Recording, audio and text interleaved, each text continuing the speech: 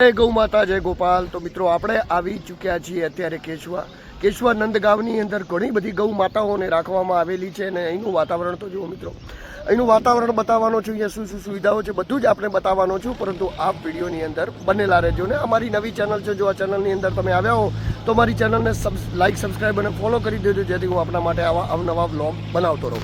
તો મિત્રો આપ જોઈ શકો છો કેટલું મસ્ત વાતાવરણ છે।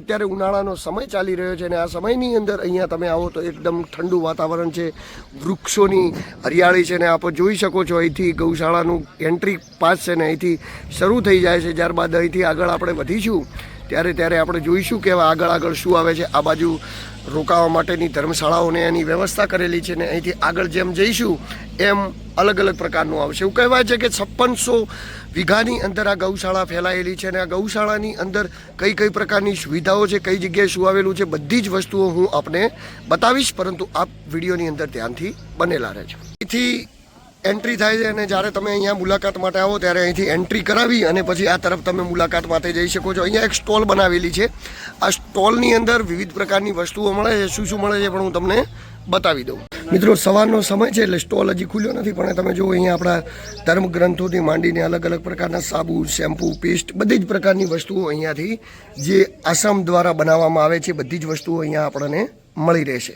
તો મિત્રો બનારસા ગોકુલ, વૃંદાવન, ઋષિકુલ આશ્રમ, પંચાકુલ ઔષધાલય અને પૂર્વદ્વાર 3 વસ્તુઓ આ તરફ છે અને 3 વસ્તુઓ આ તરફ પણ ઘણા બધા લોકો જઈ રહ્યા છે। તો આપણે જે રસ્તા ઉપર હવે ચાલીને આવ્યા એક જ તરફ પ્રયાણ કરીએ, શું છે આપણાને પણ ખબર નથી, આપણે પણ જઈશું અને જોઈશું અને જે જોવા મળશે બધું જ તમને બતાવી રહીશું। આ પર તરફ મુખ્ય ગૌશાળા છે, પછી એ તરફ પણ જઈશું। તો આ ગૌ માતા માટે કરીને અહીંયા વાડા બનાવેલા છે, આપ જોઈ શકો છો, અને આવા વાડા તો લગભગ ઘણા બધા બનાવેલા હોઈ શકે છે। અહીંથી ચાલુ થઈ ગયા છે વાડા, એટલે ઘણા બધા વાડા છે અને આ તરફ રસ્તો છે। બીજું આગળ શું છે તમને હું બતાવી રહીશ, પરંતુ આપ જોઈ શકો છો જે વાડા છે અને વાડાની અંદર ચોખ્ખાઈ પણ ખૂબ સરસ રાખવામાં આવે છે। અત્યારમાં વહેલા બધું સાફ કરી નાખ્યું છે, એકદમ સરસ મજાનું આયોજન છે। જો મિત્રો અહીંયા આવેલા છે બાળકોની અંદર સંસ્કાર નામની વસ્તુનું સિંચન થઈ રહ્યું છે। અહીંયાથી ઘાસ લઈ અને બધા લોકો પોતપોતાની જગ્યાએ અહીંથી જઈ રહ્યા છે અને જે ગૌ માતાના વાડા છે ત્યાં ખવડાવવા માટેનું એક આયોજન થઈ રહ્યું છે। સામે આપ જોઈ શકો છો દિવાલ જે છે, દિવાલની ઉપર ઊભેલા જે સ્ટુડન્ટ લોકો છે બધા ગૌ માતાને ઘાસચારો ખવડાવે છે। એવું નથી કે ઘાસચારો નથી મળતો, અહીંયા ભયંકર ઘાસચારો છે ને ખૂબ છે, પરંતુ આ એક પદ્ધતિ કરવાથી જે બાળકો છે એમની અંદર એ સંસ્કારોનું સિંચન થશે કે આપણે ગૌ માતાની સેવા કરવી જોઈએ, આપણી માતા છે એની સેવા કરવી જોઈએ, સેવાના સંસ્કારનું એક સિંચન કરવા માટેનું અહીંયા આયોજન કરેલું છે અને બધા જ લોકો ટૂરમાં આવેલા છે। દત્તાત્રેય ભગવાનનું મંદિર આવેલું છે ને અહીંથી હવે આજુબાજુ જવાનું છે। આપ જોઈ શકો છો અહીંથી ગાડી પણ અહીંયા ફરવા માટે, એટલે કે અહીંયા જે આવેલા સ્થાનિય લોકો માટે હરણફળ કરવા માટે ગાડીની પણ વ્યવસ્થા છે, જે પણ આપણે હમણાં બેસીને નીકળીશું। કારણ કે ગૌશાળા ખૂબ જ મોટી હોવાના કારણે આપણે બધી જ જગ્યાએ જઈ શકતા નથી, પરંતુ આ તરફ આપણે ચાલતા એટલા માટે નીકળ્યા છીએ કે બધી જ વસ્તુ તમને બતાવી શકાય, બધી જ વસ્તુ તમારા સુધી પહોંચાડી શકાય। વનપ્રસ્થ આવાસ છે, પરંતુ આ આવાસની અંદર આપ જોઈ શકો છો આ જે મકાનો બનાવેલા છે બધા જ મકાનો છે। આ મકાન જેને મતલબ કે જે પણ વ્યક્તિ અહીંયા દાન આપવા માગતો હોય પોતાના નામથી આ મકાનને ખરીદી લે છે। લગભગ એકાદ મકાનની કિંમત આશરે 11 લાખ આજુબાજુ હશે।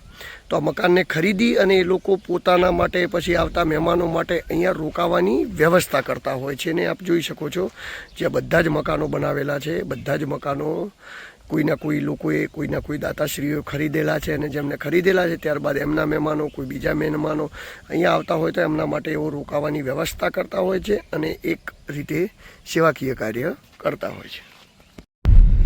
મિત્રો આપણે ગૌશાળા ફરી રહ્યા છે, ચાલતા ફરતા હતા, પણ ગૌશાળા લગભગ 5600 વીઘામાં પૂરે 5600 વીઘામાં ફેલાયેલી હોવાથી આપણે ફરી શકાય એવું નથી, એટલે બધી જગ્યાએ આપણે જવું હોય તો ગાડી લઈને જવું પડશે ને એટલા માટે કરી અને ગાડી લઈ અને હું, બકાલાલ અને નાનુભાઈ ત્રણેય હવે ગૌશાળાઓની મુલાકાતે નીકળી ગયા છીએ। ને આપ જુઓ તો અહીંયા ગૌ માતાના વાડા બનાવેલા છે, આ બાજુ આપ જોઈ શકો છો આ બધા જ ગૌ માતાના વાડાઓ બનાવેલા છે ને જેમ જેમ આપણે આગળ જતા જઈશું એમને એમ વિવિધ પ્રકારનો તો જો આવા બધા વાડા બનાવેલા છે, હું તમને બતાવું।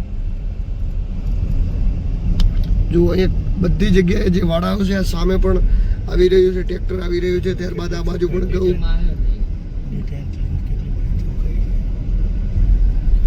બધા વાડા બનાવેલા અને સૌથી મજાની વસ્તુ કચરો પણ ક્યાંય નથી.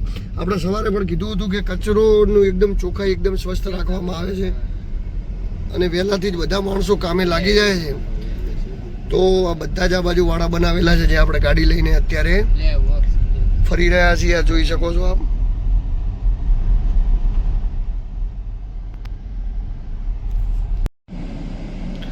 જો મિત્રો આપણે રસ્તામાં જતા હતા, આ બોર છે.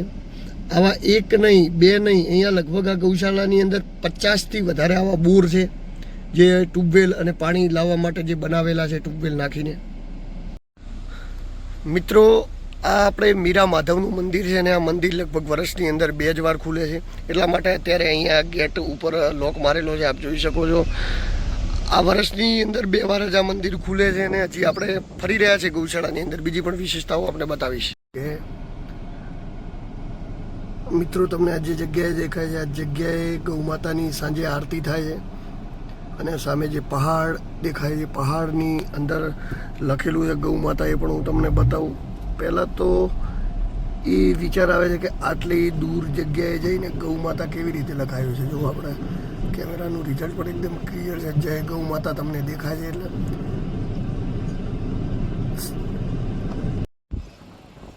દોસ્તો તમને જે દેખાઈ રહી છે આ કુટીર એ નંદ ટીલા કરીને એક જગ્યા છે. અહીંયા જ્યારે પણ મહારાજશ્રી આવે છે, મતલબ કે પથમેળાથી અહીંયા, તો અહીંયા બાળકોને પ્રશિક્ષણ આપે છે. એટલે કે અહીંયા જે વિદ્યાલયમાં ભણતા બાળકોના જે પણ પ્રશ્નો હોય એની પ્રશિક્ષણ અને શિબિર એ આ જગ્યાએ લાગે છે. મિત્રો તમને જે દેખાય છે સંત કુટીર કહેવામાં આવે છે. સંત કુટીર એટલે કે સંતો માટેની કુટીર છે. જ્યારે સંતો ક્યાંક બહારથી આવેલા હોય છે ત્યારે આ જગ્યાએ રોકાય છે. અને આપ જુઓ કેટલી રમણીય અને સુંદર જગ્યા છે. આ જગ્યાએ સંત કુટીર કહેવામાં આવે છે. એટલે કે બહારથી ક્યારે સંતો આવે છે તો આ જગ્યાએ રોકાય છે. તો બીજી પણ ઘણી બધી વસ્તુઓ છે. આપ જુઓ કેટલું સુંદર મજાના એટમોસ્ફિયરની અંદર બનાવેલી છે ગૌશાળાની અંદર. ને આપ આ બાજુ આ તરફ જુઓ, જે આ કુટીર હતી, જે પ્રશિક્ષણ કુટીર છે. ત્યારબાદ અહીંયા આગળ જાઓ તો બધા એકદમ વૃક્ષો વાવેલા છે પહાડીઓની અંદર. એકદમ સરસ મજાના માહોલની અંદર બનાવેલી છે ગૌશાળા. મિત્રો જો તમને અવનવા બ્લોગ અને અવનવી જગ્યાઓ ગમતી હોય તો મારી ચેનલને લાઈક, સબસ્ક્રાઈબ અને ફોલો કરી દો, જેથી હું આપણા માટે આવા અદ્ભુત વિડીયો બનાવતો રહું.